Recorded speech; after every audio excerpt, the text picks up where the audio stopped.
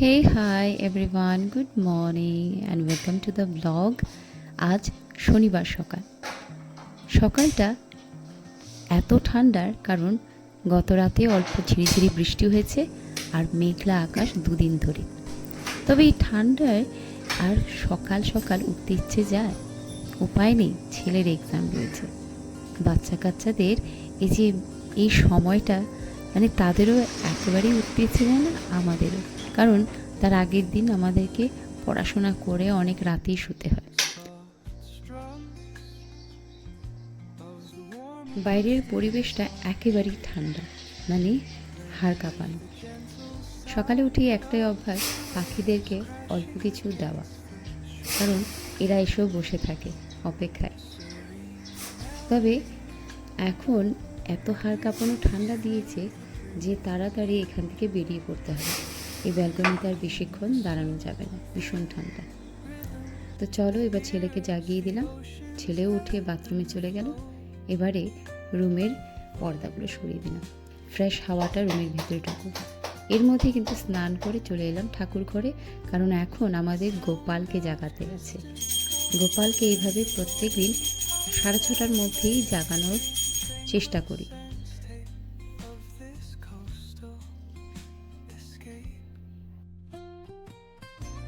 তবে এখনই পুজো দেব না, আগে ছেলের টিফিন রেডি করব, ছেলেকে স্কুলে পাঠিয়ে এরপর আবার ঠাকুর ঘরে ঢুকবো, কারণ আগে ছেলের যত্নটাও দরকার। গোপালকে দেখো সকাল সকাল ঘুমের থেকে জেগেছে, ভালো লাগছে।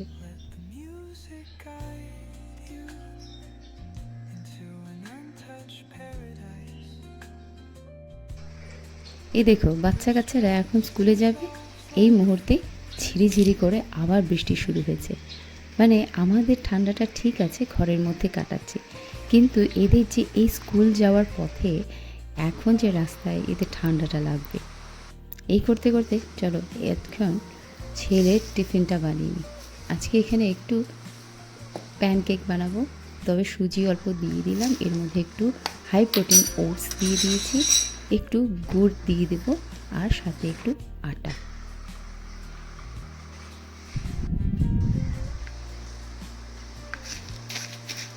বাস এবারে এগুলোকে মিক্স করে একটু জল দিয়ে ভালোভাবে, এটা দুধ দেওয়া যেত কিন্তু আমি জল অ্যাড করেছি কারণ এতে অলরেডি হাই প্রোটিন রয়েছে। একটু বেকিং পাউডার দিয়ে ব্যাস একটু নিয়ে নেব, ভালোভাবে নেড়ে নিয়ে এটা ফুলে যাবে, ফ্ল্যাপি হয়ে যাবে। আর একটু বাটার তাওয়াতে লাগিয়ে এইভাবে প্যানকেকগুলো বানিয়ে দিচ্ছি, কারণ এখন এক্সাম চলছে, এত ভারী টিফিনের কিছু দরকার নেই, আর যাওয়ার সময় একটু হালকা কিছু খেয়েই যায়। তো এই প্যানকেকগুলো হয়তো যদি খিদে পায় খেয়ে নেবে, একটা দুটো খেলেও অনেক কাজে হবে।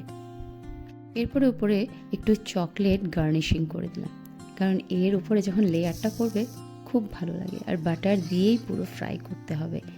দেখো খুব ভালো খেতে হবে, কারণ তবে এই জিনিসগুলো যখন দিই একটা মনে চিন্তা হয় যে এই ঠান্ডা ঠান্ডা হয়ে যাবে। এই বলতে বলতে স্কুলের ভ্যান চলে এলো আর ছেলেকে পাঠিয়ে দিলাম। এরপর ছাদে পুজোর জন্য ফুল তুলতে এসেছিলাম। আজকে এক ফোঁটাও ফুল নেই, অল্প কটা গাঁদা ফুল ছিল, ওটাই নিয়ে নিয়েছিলাম। আর দেখো পুরো ছাদ ভিজে অবস্থা। ঠান্ডা হয়ে গেল, ওয়েদারটা দারুণ লাগছে। আজকে কিন্তু খিচুড়ি খাবার পালা, তবে খিচুড়ি খাওয়া হবে না, কারণ গতকালও খেয়েছিলাম আমরা সাবুদানার খিচুড়ি। এক্ষেত্রে অবশ্য আমাদের শাশুড়ি মা কিন্তু খুব প্রেজেন্টেবল। উনি জানেন সবসময় ফুল পাওয়া অসম্ভব হয়ে যায়, তাই আগের থেকে গাঁদা ফুলের মালা কয়েকটা এনে ফ্রিজে রাখেন। তার জন্যই পুজোর জন্য আর ফুলের এত দৌড়াদৌড়ি হয় না। তবে ভালোভাবে পুজোও হয়ে গেল খুব সুন্দরভাবে। আর বাইরে যেহেতু বৃষ্টি পড়ছে, ঠান্ডা মেঘলা রয়েছে, তাই চারদিকে এখন অন্ধকার। আজ প্রচুর হাওয়া চলছে, এত হাওয়া মানে ভালো লাগে। আসলে হোলির আগে প্রায়ই এই ধরনের ওয়েদার হয়। এখন দুপুরে আজকে আর বেশি কিছু খেতে ইচ্ছে যাচ্ছে না, তাই আজকে বাঁধাকপির পকোড়া বানাবো। এখানে বাঁধাকপি কুড়িয়ে নিয়েছি, ধনে পাতা, পেঁয়াজ কলি রয়েছে, একটু সুজি, একটু চালের গুঁড়ি, একটু বেসন নিয়ে কাঁচা লঙ্কা কুচুনো আর ধনে পাতা দিয়ে হলুদ নুন দিয়ে এখন পকোড়াটা বানিয়ে নিব।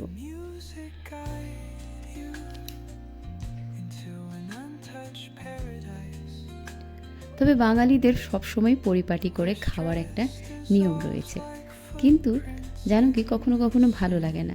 এই ওয়েদারে কিন্তু এখন যদি একটু মুসুর ডালের খিচুড়ি হয়ে যেত, দারুণ। তবে আজকে যেহেতু আর কিছু খিচুড়ি গতকাল খেয়েছি, আজকে আর ভালো লাগছে না।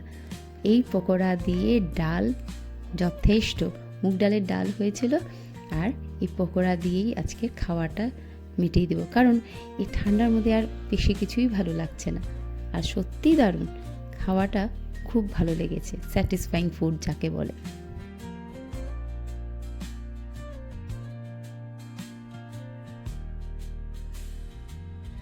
খেয়ে দিয়ে পেছনের ছাদে এলাম গাছগুলোকে দেখতে, কারণ অনেক চারা গাছ লাগানো হয়েছে, মানে সবজির চারা গাছ লাগানো হয়েছে, গরমকালের যা সবজি হয়।